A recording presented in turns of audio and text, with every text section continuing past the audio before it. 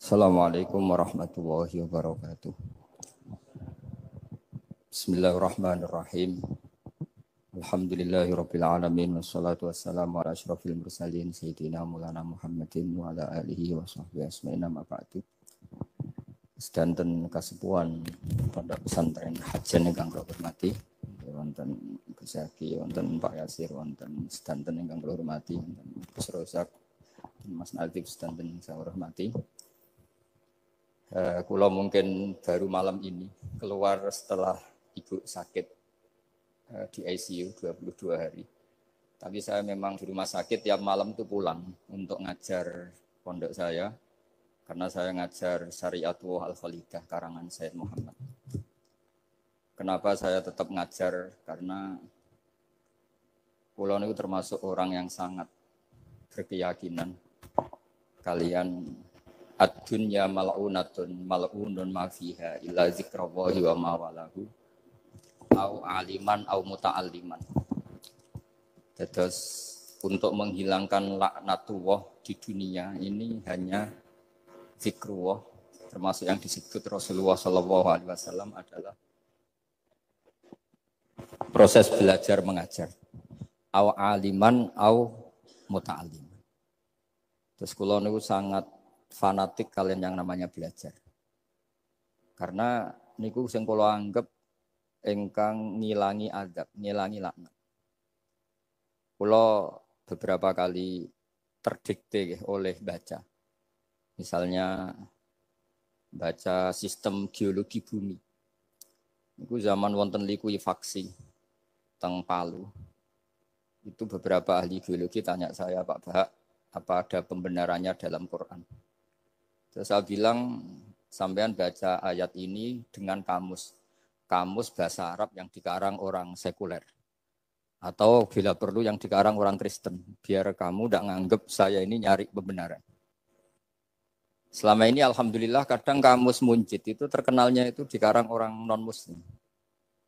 Tapi kadang itu ada hikmahnya. Hikmahnya adalah, tapi saya bukan berarti menganjurkan belajar Munjid. Ini ada hikmahnya adalah, madatul kalimah itu dimaknai secara benar menurut objektivitas ilmu. Singkat cerita tak suruh nyari makna maro yamuru mauron. Jadi Allah ngendikan teng surat Tabarok, apa kamu merasa aman? Merasa aman setiap saat man fis sama ayyakhsifa bikumul ardo fa idza hiya tamur. Allah zat yang menguasai langit setiap saat bisa saja melumerkan bumi ini. Jadi melumerkan itu ya bahasa Arabnya tamur itu. Jadi Allah sudah mengingatkan bahwa potensi bumi ini memang likuifaksi karena di bawah ada magma, ada air, ada macam-macam. Kemudian potensi bumi ini juga dihantam oleh benda-benda langit. Sehingga Allah ngendikan innallaha yumsikus samawati wal ardo an tazula wala in zalata in amsakahuma min ahadin min ba'di. Jadi setiap saat mungkin meteor itu menghantam bumi, setiap saat mungkin Mars yang menghantam bumi. Sehingga kalau kita belajarnya itu geologi atau sistem galaksi, itu ketakutan kita ya pada likuifaksi, pada meteor yang jatuh, pada apa. Tapi kalau misalnya kita baca yang su'ul khotimah, ketakutan kita ya akan su'ul khotimah. Tapi terus kalau lihat berita TV corona, ya takutnya akan corona. Tapi setelah distatistikkan, misalnya belajar orang yang mati karena ngelindur, itu ya terus takut tidur. Karena yang mati karena ngelindur itu juga banyak. Artinya apa? Membaca itu membentuk. Dan itu artinya belajar. Saya termasuk orang yang meskipun masih muda itu gak pati-pati mati. Ini yang membedakan saya dengan Gus Nadif PD saya kalau masalah ngadepi mati. Karena bukan berarti saya mesti soleh, mesti husnul khotimah, ya enggak. Ada istilah mati yang menyenangkan dalam diri manusia, yaitu Nabi ngendikan Allahumma ahyini maka natil hayatu khairan li wa tawaffani maka natil wafatu khairan li. Sebagian doa Allahumma ij'alil hayata ziyadatan li fi kulli khairin wal mauta rahatan li min kulli syarrin. Jadi mati itu akhir dari maksiat saya atau akhir dari potensi maksiat saya. Sehingga kata Sohibul Hikam, kamu harus percaya diri bisa selamanya tidak maksiat lagi. Orang kan tanya, masa manusia tidak bisa maksiat lagi? Ya bisa saja kamu pas taat terus mati, berarti sudah tidak bisa maksiat. Jadi ulama itu Melihat mati itu akhir dari segala maksiat atau potensi maksiat. Di sini hebatnya lagi-lagi GNU. Bohong fasek gendong kayak apa kalau mati saya ge. Tombone menang kabeh, saya ge menang kabeh. Sesuai kayak ini saya nih pun buatan sakit maling, buatan sakit korupsi. Oh ge saya ini. Itu satu ilmu yang luar biasa. Meskipun ya tentu agak ngawur. Tapi itu bagus. Secara ilmu bagus. Karena al-maut adalah rohatun min kulli syarr. Lagi-lagi yang menyelamatkan itu illa aliman au muta'aliman. Proses belajar mengajar. Saya baca banyak tentang halal haram dalam kitab Imam Ghazali itu. Tak ulang berkali-kali. Saya itu dulu ya gak paham. Karena kitab paling susah di bab Imam Ghazali itu menurut saya kitabul halal wal haram. Termasuk bagaimana cara ngelola amwalus salatin yang terkenal korup. Sementara menyumbang kamu sebagai jaizah. Sebagai hadiah untuk para kiai atau untuk para guru. Itu perdebatannya ulama itu macam-macam. Ada yang bilang haram karena itu potensi haram atau memang benar-benar haram. Ada yang bilang boleh. Karena kalau yang pakai kamu untuk kebaikan, kali dipakai mereka ruwet. Kebetulan yang partai ini lebih besar Mas Nadif. Ya alhamdulillah. Terus dikiaskan sama ghanimah. Lagi-lagi karena baca, saya itu pernah ditanya seorang dosen di Jogja. Gus, saya ini muslim mulai kecil dan saya peneliti, saya pernah sekolah di mana-mana. Yang ganjil dari saya tentang Islam itu satu, yaitu ghanimah. Kok kayak Islam itu rampok gitu ya, perang sudah, orang kafir itu kalah, hartanya diambil, gini-gini. Ya ghanimah. Terus saya memberi analogi, kalau ada garong ke kamu, bawa senpi, bawa pedang, terus kamu mengalahkan garong itu, alat-alat itu kamu kembalikan apa kamu sita? Ya saya sita, nanti dipakai garong lagi. Ya kira-kira seperti itu. Kalau dikembalikan ke orang kafir berarti menjadi kekuatan kekafiran lagi. Dan itu harbi. Dia baru nerima. Lagi-lagi ini barokahnya baca. Makanya saya diminta sama sini, ya saya tentu faktor hormat. Karena bapak saya memang dulu ngaji sama Badullah. Mbah saya itu terkenal wali, yang bapaknya bapak. Itu kalau kesini nyifati Badullah satu. Nur isido mondok gini, itu enggak apa-apa. Pondok elek lah, kiaimu wali. Zaman itu bapak itu di kamar kursi ya masih ada kakinya. Saya dulu sering dijak ke sini sama bapak. Jadi mbah saya itu terkenal wali dulu. Jadi mbah saya itu tirakat terus sampai kapundhut itu poso terus. Kebetulan cucunya agak niru. Saya tidak niru itu karena itu Gus Zaki. Memang disuruh tidak niru. Kata mbah saya, kira usah tirakat, terus tak tirakati aku. Gitu. Jadi saya, Mbah Mun juga gitu. Kowe haram tirakat, terus tak tirakati aku. Saya senang sekali. Tapi tua-tua kok mikir putu. Nah, terus nirakati putuku sopo. Jadi mulai jadi kiai betul Mas Nadif, saya ini sudah mulai mikir putu. Karena saya ini termasuk orang yang kecelok alim yang enggak banyak orang menghormati karena sudah diramal sama mbah-mbah. Di dulu mbah saya Mbah Nur Sam itu kakak saya itu SMP SMA, kakak saya yang kedua juga SMP SMA. Mbah saya itu Mbah Nur Sam itu yang nganterkan bapak ketika mondok sini itu, yang ikrar karo Badullah wali Mbah Nur Sam, ahli tirakat, ahli puasa. Itu bilang, Nur, anak sing iki aja pondok, aja sekolahno. Sumben sing ngalim ku anak sing iki. Ketika saya hampir tamat SD sama mbah saya Tuban, mbah saya Narukan juga di Sabdo begitu. Singkat cerita saya mondok sarang. Mondok sarang pertama langsung dikenal Mbah Mun, wong anak kiai jadi langsung dikenal. Didoni macam-macam terus jadi wong alim itu enggak ada yang ngelem. Biasa aja untuk dengan yang sepuh-sepuh. Ya sebenarnya saya agak kecewa, ya, saya inginnya kan dianggap prestasi gitu, ternyata dianggap doanya orang-orang sepuh. Ya, makanya kalau ini kita ya rodok, ya syukurlah sama Bang Mutamakin sama semuanya, karena tadi, kenapa saya harus cerita ini? Quran sendiri mengakui bahwa orang soleh itu diantara aturannya adalah dzurriyyatam ba'duha min ba'd. Meskipun Allah bisa bikin orang soleh dari mana saja, tapi yang legitimit itu memang dzurriyyatam ba'duha min ba'd. Dan kata dzurriyah itu tasmalu auladal inas, kata Ibnu Hajar al-Asqalani, memasukkan turunan yang dari ibu. Meskipun tentu secara wali nikah atau secara disiplin nasab dari ibu itu tidak ngefek. Tapi dari segi fa'innal irqadassas, bahwa sistem tubuh kita itu tetap ada gen dari seorang apa? Ibu. Sehingga banyak ulama tafsir mengatakan dzurriyah itu tasmalu auladal inas. Dzurriyah itu memasukkan turunan dari apa? Ibu. Bapak saya itu nasabnya nasab wali, jadi mbah-mbahnya itu suka tirakat, suka ibu itu nasab kiai. Jadi kalau bapak wiridan itu, kalau istiqomah itu disalahkan sama keluarga ibu. Istiqomah itu salah. Karena ijabu malam yajib, mewajibkan sesuatu yang tidak wajib. Itu masalah secara ilmiah. Mbak Mun itu sering kritik kalau ada pondok kok wajib puasa, wajib merawat itu sering kritik. Itu secara fikih bahaya. Ijabu malam yajib, mewajibkan sesuatu yang tidak wajib. Dan itu kriminal dalam bab fikih. Betul itu, sama cari di Sulam Taufik, babnya itu ngeri. Ijabu malam yajib itu tidak dihitung minal kabair. Dicari sendiri itu di bab Sulam Taufik, tidak perlu saya sebut. Itu parah betul malah cara menvonis Abdullah bin Husain bin Thohir di Sulam Taufik. Ijabu malam yajib. Tapi pondok-pondok yang tirakat tidak kurang dalih. Niki boten majibaken, ngelatih. Boten majibaken tapi napa? Nah, silsilah dari keluarga ibu itu suka ilmu. Sehingga Abdullah bin Mas'ud itu tiap hari itu mensweeping orang yang sering duha. Kalau ada orang duha istiqomah itu disweeping. Awas, harus seminggu sekali, enggak boleh tiap hari.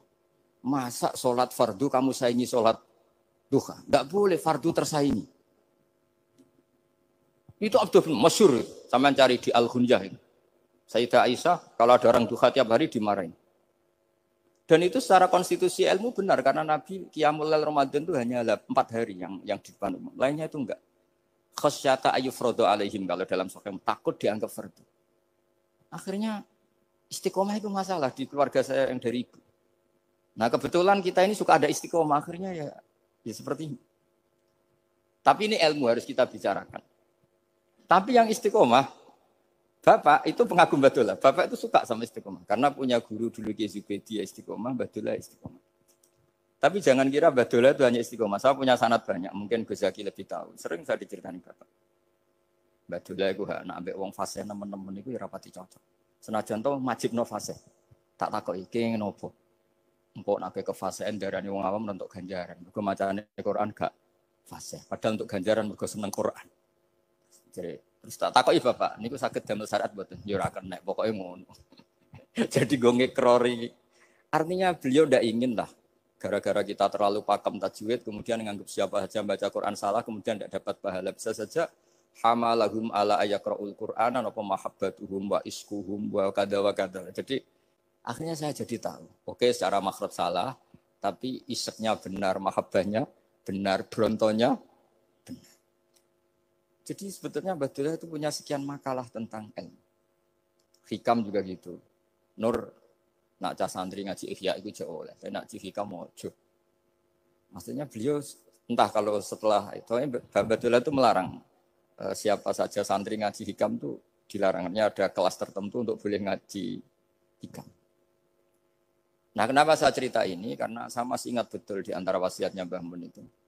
Pirroh sebab apa Fatihah kok ihdinas siratal mustaqim bukan siratoka tapi siratal ladzina an'amta alaihim. Dawe Mbah Mun fa innallaha ta'ala la ya'kul wa la yashrab wa la yanqih wa la kadza wa kadza. Allah itu enggak makan, enggak minum, enggak tidur. Sehingga kita enggak bisa niru Allah. Tapi yang makan tidur itu manusia. Sehingga kalau ingin dekat Allah ya niru siratal ladzina bukan siratoka. Kita cara tidur niru Kanjeng Nabi, niru ulama, cara makan, cara minum, niru Allah tidak bisa. Makanya bukan ihdinas siratal mustaqim siratoka tapi siratal ladzina an'amta. Maka dalam beragama itu butuh master, butuh panutan. Ya tentu Mbah Mun oleh ngendikan pakai luwet orang-orang kuno. Cara Mbah Mun pakai cantolan. Maka saya punya makalah banyak dari Bapak, dari Mbah Mun, dari Mbah Zubair, dari sampai saya itu hafal sanad sampai Rasulullah SAW. Karena yang bisa mengawal ilmu itu sanad. Termasuk saya di sini bawa kitab Ar-Risalah Al-Qusairiyah. Nanti saya baca beberapa panutan kita. Di sini ada Abdul Qasim Al-Junaidi, ada Abu Yazid Al-Bustami, ada banyak ulama yang ditulis Ar-Risalah Al-Qusairiyah. Dan itu yang membentuk Imam Ghazali, kitab Ar-Risalah Al-Qusairiyah. Tapi sekarang kita ini tidak belajar lagi tentang tasawuf. Tasawuf itu Abdul Qasim Al-Junaidi jadi wali itu bukan wiridannya terlalu banyak. Enggak. Beliau pernah bikin satu kalimat yang menjadikan Allah itu ridho. Kalimatnya begini, kalau malam beliau wiridan gini, ya Allah, kenapa engkau ngasih rezeki saya? Padahal engkau tidak butuh saya. Kalimatnya sederhana. Kalau seorang majikan ngasih servis sama karyawannya, memang butuh pekerjaannya. Orang tua ke anak butuh kasih sayangnya. Tapi engkau ini zat yang tidak butuh saya, tidak butuh kita. Ngapain ngasih? Jadi punya sisi betapa Allah itu luar biasa. Wong tidak butuh kok. Ngasih itu kan luar biasa. Jadi karena mensifati seperti itu Allah itu ridho. Itu luar biasa. Normalnya orang memberi itu kan, apalagi orang memberi kiai itu kacau sekali. 1.000 jaluk swarga. Salam template 1 juta ya jaluk apa? Swarga itu parah lagi. Nanti kalau enggak masuk surga, tunda-tunda. Itu ngeri lagi itu. 1 juta minta apa? Surga. Sayyidina Ali, itu diantara sebabnya beliau dekat Allah itu, karena muamalahnya sama Allah itu benar. Di antara muamalah itu yang diriwayatkan di kitab Ar-Risalah itu syariah adalah masyhur itu. Kafani izzan antakuna li rabban wa kafani fakhran an akuna laka abdan. Tiap malam ya beritanya itu. Ya Allah, saya sungguh sangat mulia karena engkau yang jadi Tuhan. Coba kalau saya dituhani manusia yang mati atau dituhani siapa yang mati juga. Wa kafani fakhran an akuna laka abdan. Saya ini bangga sekali karena jadi budak, jadi hamba zat yang tidak mati. Jadi pakem-pakem yang menjadi masyrob kalau dalam bahasa tasawuf itu yang menjadikan wali. Sehingga yang dikatakan ibadah itu apa? Ma'rifatullah. Mengenali Allah secara benar. Jadi jangan kira wali-wali dulu terus terlalu istiqomah, ada juga. Mereka punya pakem yang menjadikan Allah itu ridho. Saya beri contoh nih di sini banyak makalah nanti saya beberapa baca tabarruk. Banyak riwayat dari orang-orang sufi. Nabi Ibrahim itu pernah ketemu orang Majusi. Beliau terkenal sakhok, terkenal sakhian. Ketika ketemu orang Majusi, ya Ibrahim saya ini sehari saja ngasih makan saya. Kamu kan tukang ngasih makan orang. Terus, ya tapi bisyarti antus lima, kamu harus Islam. Fikihnya Nabi Ibrahim adalah, kalau saya menolong dia berarti nolong orang kafir. Setelah orang itu lewat, berlalu karena Nabi Ibrahim enggak mau hormat, Allah memberi wahyu ke Nabi Ibrahim. Kenapa ya Ibrahim enggak kamu terima 1 hari, kamu kasih makan 1 hari? Ya karena dia Majusi. Kata Allah, dia umurnya berapa? 60 tahun. Tanyakan, pernah kelaparan kan hanya hari ini? Iya ya Allah. 60 tahun dia kafir tak kasih makan. Minta kamu sehari aja kok enggak boleh. Akhirnya Nabi Ibrahim dipanggil orang Majusi, dikejar dipanggil. Ayo tak kasih makan 1 hari. Kok kamu sekarang jadi baik? Habis ditegur Tuhan. Terus kata, ahakadha yu'amiluni. Apa seperti itu? Tuhanmu memu'alamalai saya. Ya na'am. Akhirnya Islam orang Majusi. Jadi itu lagi-lagi ilmu. Jadi yang dikatakan ilmu itu satu teori atau kalimat. Atau apa saja. Yang menjadikan kita ini pakem. Meskipun pakem itu kadang sulit diterima orang-orang khusyuk. Orang khusyuk itu ya nyun sewu ada sisi nakalnya. Makanya Mbah Mun sering kayak jargon masyhur. Zada khusyuan, zada jalan, tambah khusyuk, tambah bodoh. Bukan bodoh dengan makna salah itu enggak. Memang kadang terus anti ilmu. Misalnya gini, ini contoh yang karena saya ini mengkhidmati ilmu, saya beri contoh yang urusan ilmu. Ada orang sujud diinjek orang fasik, kepalanya diinjek orang fasik. Terus si orang yang sujud tadi ini ada di Sahih Muslim, juga ada di Ihya. Wallahi la yaghfirullahu laka. Pakai sumpah, wallahi la yaghfirullahu laka. Allah langsung mewahyukan ke Nabi fi hadzal zaman, fi tilkaz zaman atau fi dzalikaz zaman.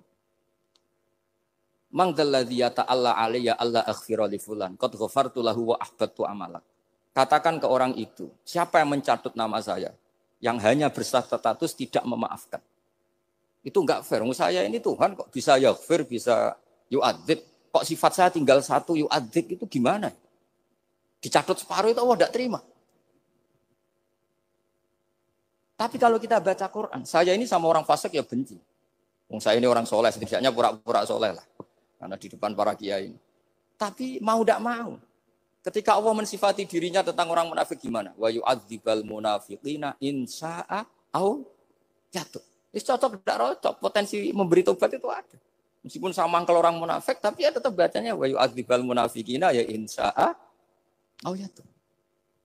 Rasulullah kayak apa bencinya dengan Wahsy karena qatilu Hamzah. Tapi Nabi tunduk sama konstitusi Quran. Laisa laka minal amri syai'un aw yatuba alaihim aw yu'adzibahum. Akhirnya Allah malah memberi tobat sama qatilu Hamzah yaitu Wahsy. Ini pentingnya baca lagi. Kalau kita tidak baca, hanya khusyuk saja, tidak baca, pasti sama orang yang menginjak orang sujud tadi, Yang nginjek pasti salah, nggak dimaafkan. Bongso pasti. Pertanyaannya adalah, betulkah Allah punya sifat satu? Yaitu yu'adzib. Makanya kalau kita baca, misalnya baca Quran, walillahi mulkus samawati wal ard, ya sudah, yaghfiru liman yasha wa yu'adzibu man yasha. Kalau nuruti rasa kita, ya inginnya ke kita, yaghfir, ke orang lain yu'adzib. Tapi Tuhan kan nggak terima. Saya ini Tuhan kok didikte makhluk saya ini gimana? Nggak bisa. Sehingga ya ini lagi-lagi ilmu. Makanya saya tidak cocok itu suka baca. Saya suka sekali baca. Mulai ulama dulu, ulama modern, setengah dulu. Mulai ulama yang kedunian sampai setengah kedunian. Suka. Saya dulu tuh nggak suka uang. Karena saya memang tadi, mbah-mbah saya dari bapak itu wali, Mas Nadif. Kalau tadi Mas Nadif jujur, mulai Mbah Soleh itu suka bully mertuanya. Jadi saya alhamdulillah dia jujur. Jadi, Mbah Soleh itu menantunya Raden Asnawi. Itu ya bully-bulian sama ini, terus ditiru beliau ini. Itu nggak suka sebenarnya. Saya itu, ya pokoknya tadi, kalau orang daftar wali itu kan nggak suka sama. Karena mereka nangis ketika Allah ngendikan wa aqridu atau ayat-ayat anfiku. Atau orang baik disifati wa aqridu wa qardan hasanah. Itu hadal khitab li ahlil jiddi wasarwah. Ini khitab untuk orang kaya. Kalau isin Gusti jenengan nampen ngongkon infak kok kalau diinfaki. Jenengan nampen ngongkon ngamal kok kalau di ngamali. Jadi maka yuhibbunal mal, mereka tidak suka harta. Walakin liyana luladzatal khitab bil infak, dan itu harus kaya dulu untuk bisa infak. Jadi itu uniknya. Akhirnya saya Imam Sa'roni penting juga kaya. Jadi wali untuk suka harta itu nunggu diperintahkan Allah. Alhamdulillah kita enggak, sudah wali dulu karena sudah senang harta balik. Jadi kayaknya keren kita dibanding wali-wali itu. Artinya wali itu tahu pentingnya harta setelah jadi wali. Kita alhamdulillah mulai kecil sudah tahu pentingnya harta. Kayaknya kita lebih wali. Imam Syafi'i itu dulu gak suka sama orang kaya. Saya berkali-kali ceritain. Karena dia dididik Sufyan As-Tsauri, Sufyan bin Uyainah. Tapi ketika ketemu Imam Malik itu kaya raya. Meskipun dia hidupnya sederhana, tapi kaya raya. Pas beliau mau, Imam Syafi'i dia agak-agak sopan kalau sekarang tanya, setelah jenengan, ilmu yang saya harus ambil siapa? Kata Imam Malik, yang sealim saya itu sudah meninggal Abu Hanifah, tapi muridnya masih, namanya Muhammad bin Hasan Asy-Syaibani. Kamu datang ke sana. Semalam itu Imam Malik dikasih uang 500 dinar. Padahal 1 dinar itu 4,25 gram. Bisa dihitung berapa ratus juta. Terus separuhnya dikasihkan Imam Syafi'i. Nah, tidak kasangoni. Pagi-pagi diajak ke Baki. Dulu Baki itu ada kafilah rental unta. Mana kafilah yang mau ke Irak? Kita. Ya sudah ini antar. Tak bayari. Diantar Imam Syafi'i. Diantar ke Imam Muhammad bin Hasan Asy-Syaibani di Irak. Itu ketemu Muhammad bin Hasan Asy-Syaibani pertama itu apa? Beliau itu kalau ngitung uang di meja. Emas-emasnya di meja, uangnya, dolar, semuanya di meja. Tambah kaget, ini saya sama Imam Malik ingkar, ini malah lebih parah lagi. Kata Muhammad bin Hasan Asy-Syaibani, atak jabu min hadza. Kamu kagum dengan ini, merasa aneh? Iya. Ya sudah, ini tak kasihkan orang fasik. Tinggo demenan, tinggo judi. Jangan, jenengan saja. Kalau jenengan kan orang soleh dipakai kebaikan. Berarti orang soleh boleh kaya. Angsal-angsal. Semenjak itu Imam Syafi'i kebablasan. Sampai fatwa kiai fakir itu haram. Kiai bisa bikin rumah bagus, bikin rumah jelek. Haram. Suasa al-Islam ya lu wala. Yalah. Nah lagi-lagi kebetulan kita sebelum ngaji Imam Syafi'i sudah seperti itu. Jadi ini justifikasi. Lagi-lagi itu ilmu. Seorang lagi-lagi itu akhirnya saya baca kitabnya Imam Sa'roni namanya Al-Minanul Kubro. Itu beliau cerita wa mimma manallahu alaihi. Kesannya kayak orang sombong. Tapi sebetulnya yang sopan itu yang sombong karena Imam Sa'roni kan bilang, kamu harus memaklumatkan diri kalau antum minal ulama il amilin. Kamu termasuk ulama yang amilin. Terus ditanya sama orang-orang, bagaimana kalau nyatanya enggak? Kamu tadi subuh sholat, iya saya sholat. Kamu tadi zuhur sholat, iya saya sholat. Kenapa ketika kamu maksiat ingat terus, ketika kamu taat tidak ingat? Berarti kamu anggap Allah itu menyesatkan kamu tok, tidak pernah ngasih hidayah sama kamu. Pas delok rondo ning dalan kok maksiat, bar salat ora tau syukur, bar zuhur ora tau syukur, berasa. Berarti kan nyifati Allah, hari ini Allah ngasih saya maksiat. Sementara lupa kalau Allah ngasih salat zuhur, salat asar, salat maghrib, salat.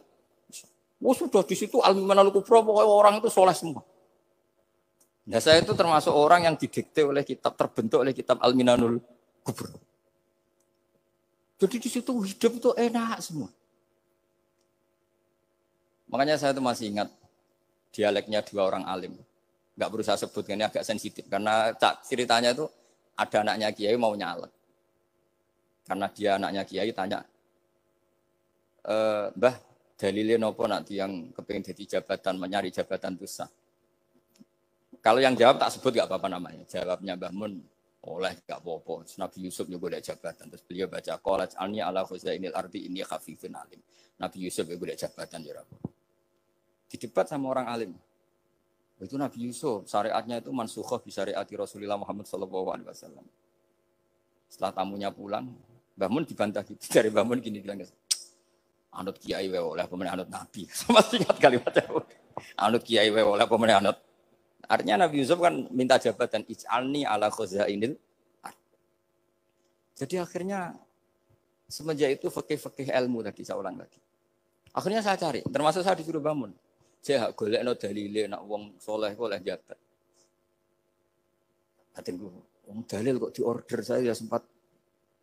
Ternyata saya cari-cari ya tadi am yahsudunan nasa alama atahum wa min fadlih faqad ataina ala Ibrahim alkitab wal hikmata wa atainahum mulkan azim. Keluarga Nabi Ibrahim di antara sifat yang disebutkan Allah adalah dikasih mulkan azim.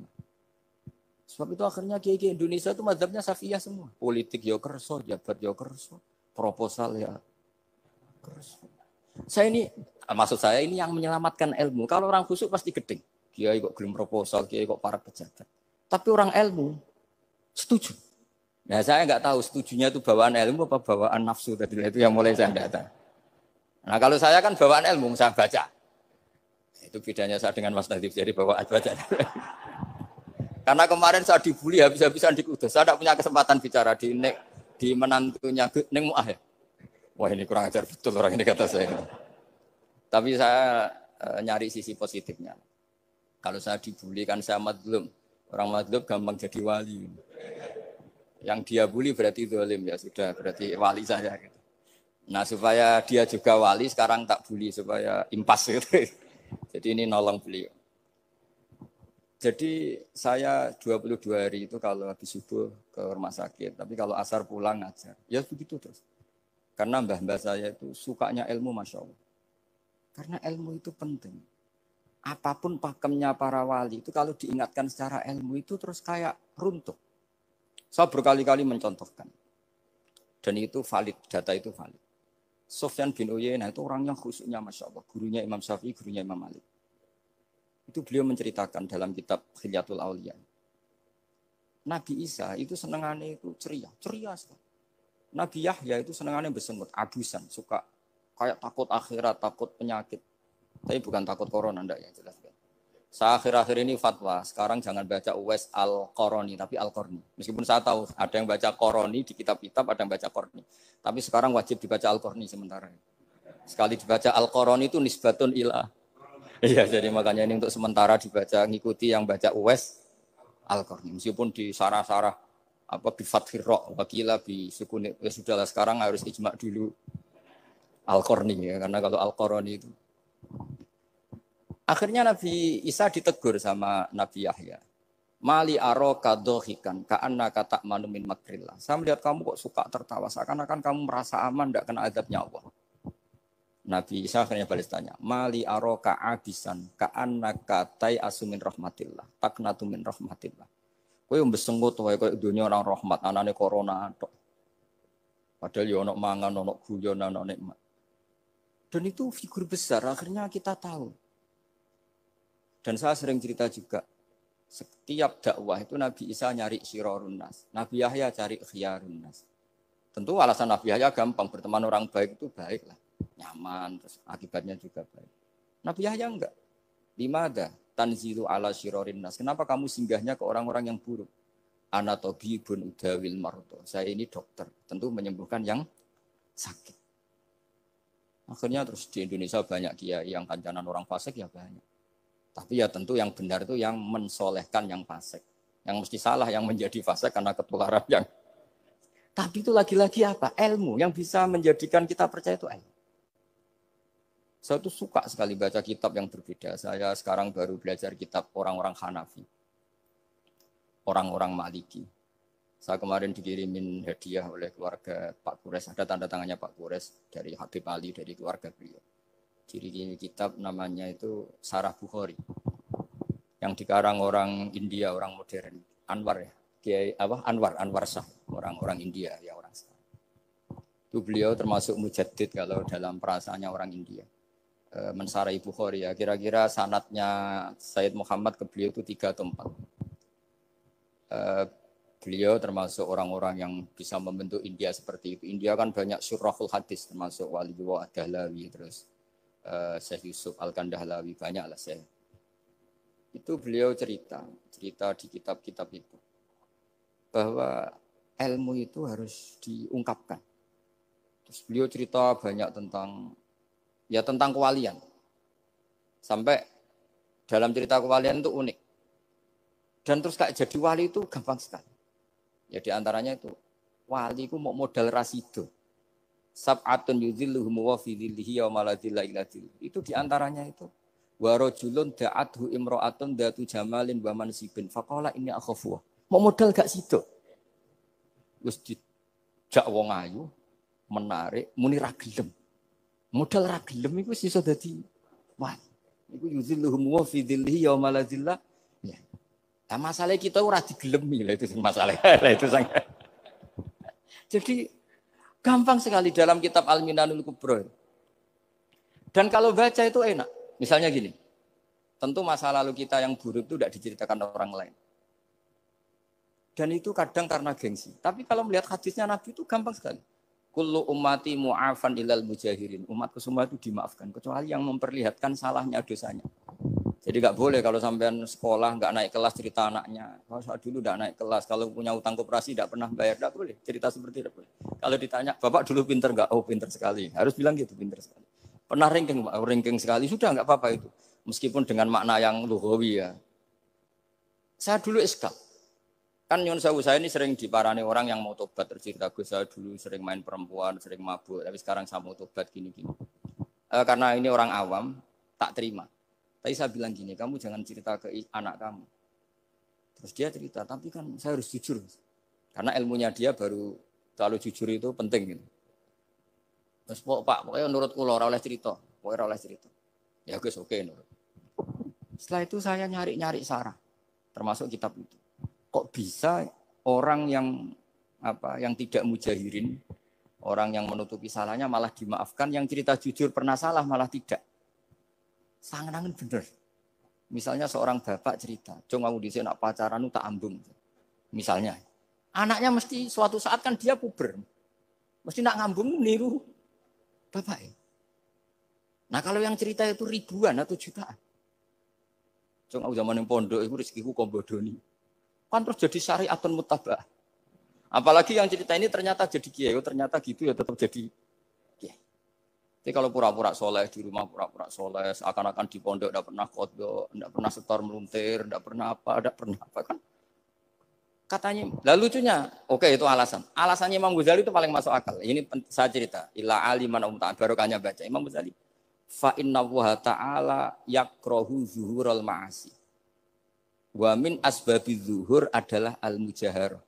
Karena Allah itu enggak suka maksiat itu begitu kelihatan. Dan awal dari kelihatannya maksiat adalah semua orang cerita. Akhirnya maksiat dianggap biasa saja. Jadi kalau semua orang cerita zaman mondok nakal itu akhirnya semua orang yang nakal. Oh itu niru kiai ini, karena ini niru kiai. Kan repot. Tapi kalau semua kiai sok suci atau suci betul, dan semoga ya suci betul, kan yang mau maksiat ini nggak punya alasan karena masternya nggak pernah maksiat. Meskipun sebagian yang seutuhan nggak pernah konangan, nggak tahu pokoknya yang penting seperti itu. Itu hebatnya konsepnya. Saya dulu ya iskal loh. Kok? Ya tadi kullu ummati mu'afan illal mujahirin. Saya dulu seiskal. Tapi setelah baca Ihya kata Imam Ghazali, karena Allah itu enggak suka zuhurul ma'asi. Allah enggak suka kalau maksiat terlalu muncul. Dan termasuk sebabnya muncul adalah setiap orang jujur menceritakan masa lalunya. Sebab itu kita sebagai orang Islam yang entahlah istilahnya apa. Kalau istilahnya Mas Najib Islam Nusantara atau moderat macam-macam lah. Saya termasuk orang yang sebetulnya ingin enggak setuju. Bukan karena menentang. Nanti ngapalkan firqahnya kebanyakan. 72 aja ngapalkan banyak ditambahi Islam Nusantara, Islam moderat, Islam garis apa lagi itu? Oh, garis lurus. Ada yang lagi lucu. Ya, macam. Tapi saya ulang lagi, setelah baca banyak, itu akhirnya menjadi tahu. Karena apa ya? Fitrah salimah kita. Misalnya gini, ada cerita di kitab-kitab. Nabi Musa pernah istisqa enggak mandi. Kan enggak terima, dia seorang nabi kok istisqa enggak mandi. Saya ini kali muka ya Allah, kenapa doa saya enggak mandi? Terus kata Allah, inna fihim namaman, di antara yang berdoa sama kamu yang istighosa kubro itu ada yang namaman, tukang adu-adu. Nabi Musa ngajarin Tuhan, ya Allah kan gampang, kasih tahu dia siapa tak usir supaya enggak ikut istighosa, kan selesai. Terus dari pengiran lucu. Saya ini Tuhan, anha anin namimah. Saya ini Tuhan yang mengharamkan namimah. Maka saya tidak akan namam. Anha anin namimah wa akunu namaman. Saya ini mengharamkan adu-adu kok terus. Dudono sing kan ya sudah Gusti kalau gitu. Lalu solusinya gimana ini? Nanti solusinya gimana Tuhan? Ya sudah kamu nyari hamba saya yang namanya ini. Cari sama Nabi Musa. Ketemu orang namanya hitam. Makanya saya sama Mas Nadiem itu sungkan karena di antara wali itu ada yang hitam. Oh hitam terus nggak apa-apa ini biar impas, biar saya sampean bisa jadi wali karena madlum. Itu ketemu. Setelah ketemu sama-sama nur. Anta barah, ya saya barah. Terus anta Musa, ya saya Musa. Kenapa kamu tahu? Dikasih tahu Allah. Ini karena sama satu nabi, satu wali. Terus saya ini mau istisqa enggak mandi, tapi sama Allah disuruh minta doa sama kamu. Itu doanya tuh ngawur sekali, bukan sekedar ngawur sekali. Ya Allah, apa engkau sudah tidak punya stok air sehingga tidak ada hujan? Gitu. Apa angin-angin sudah tidak nurut sama jenengan sehingga tidak bisa menghalau awan untuk menurunkan hujan? Fakah ada Musa ayab kisah itu di semua kitab. Musa hampir saja jotos, dianggap doa yang enggak sopan. Tapi kata Allah, la tadribhu ya Musa fa innahu adhakani fil yaumi salasa marrat. Dia bisa bikin senyum saya sampai 3 kali. Lu soal mereka maksiatuhum la tadurruka. Maksiat mereka itu tidak ngefek ke engkau kok jenengan pertimbangkan. Maksiatuhum la tadurruka. Akhirnya langsung hujan.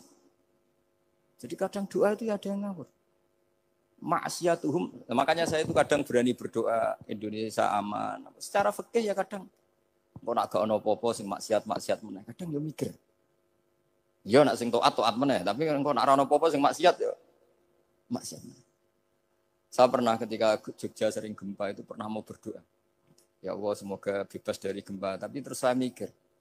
Memang kalau enggak ada gempa ya yang sholat aman, tapi yang maksiat juga daripada menggurui Allah sudahlah enggak berani berdoa sudah. Gusti ini dunyane jenengan pun terserah jenengan. Tapi saya sebagai orang muslim sing apian kan ya kepengin arham linnas. Boleh dalil lu kangelan, tapi gara-gara baca barek tadi maksiatuhum la tadurruka. Maksiat mereka itu tidak bahaya bagi kita. Pun Gusti ra usah kakean pertimbangan pun udan mawon. Udan langsung. Lagi-lagi karena baca. Termasuk di Al-Minanul Kubra itu ada cerita tentang Nabi Isa. Cerita itu tidak hoax, ini kata Imam Sa'roni. Ada orang itu perajin sepatu, perajin sandal. Ya Allah, engkau itu bilang butuh sandal ukuran berapa, nanti tak bikinkan. Engkau bilang kendaraan kamu apa, nanti saya yang fasilitasi ada ini. Pakaiannya kalau dames. Apa, pokoknya saya ingin khidmah sama jenengan. Terus Nabi Isa yang terkenal baik itu, ya faham mabibat sih, hampir saja dibukut. Terus kata Allah, jangan Isa. Dia muji saya sesuai yang dia ketahui. Lagi-lagi baca. Jadi tidak bisa kita mengadili orang lain ini kalimat ini tasbih huwa bil khalqi itu tidak bisa, tidak segampang itu. Kecuali yang ngomong orang-orang Mu'tazilah atau orang-orang Khawarij mungkin kita lawan karena berdasar ilmu. Kena wong lugu rusak. Karena orang lugu itu gimana? Seperti Ahmad ditanya, kamu mukminah? Terus dites sama Nabi. Aina Allah fa asyarat ila sama. Allah di langit. Coba kalau kamu tauhidkan, Allah la yakhullu fi makanin. Berarti kan masalah itu karena Allah laisa kamitslihi. Saya juga pernah diprotes kiai, kenapa ada istilah senyum, istilah susah. Padahal Allah enggak pernah susah. Tak tanya kiai itu. Saya kan sering bilang Allah susah, Allah apa. Gus, kok gitu? Padahal Allah kan tidak pernah. Tak tanya, kamu hafal Quran? Enggak. Ya sudah, baca aja ayat falam ma'asafu nantakomna minhu. Itu doire asafa itu kan asifa ya safu asafan. Diikutkan wazan afala berarti asafa yuksifu.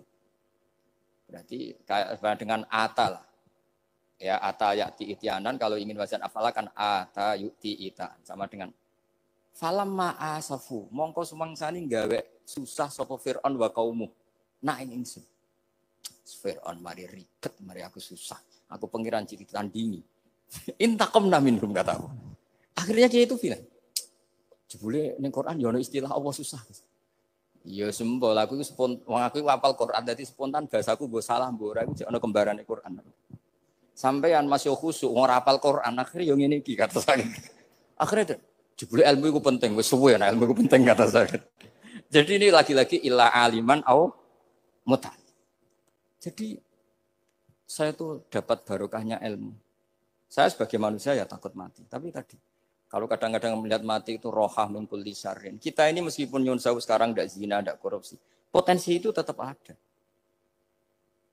Dan yang bisa mengakhiri potensi itu apa coba? Al-maut. Sehingga Nabi ngajarkan kita itu gampang sekali dalam beragama. Ij'alil hayata ziyadatan li fi kulli khairin wal mauta rohatan li min kulli syarrin. Lagi-lagi ilmu yang menyelamatkan kita itu ilmu. Sehingga Umar bin Abdul Aziz ketika mau meninggal, semua keluarganya nangis. Dia tanya, kenapa kamu menangis? Karena engkau mau meninggal. Memangnya setelah saya meninggal mau kemana? Ila Rabbin Karim, ila Rabbin Rahim.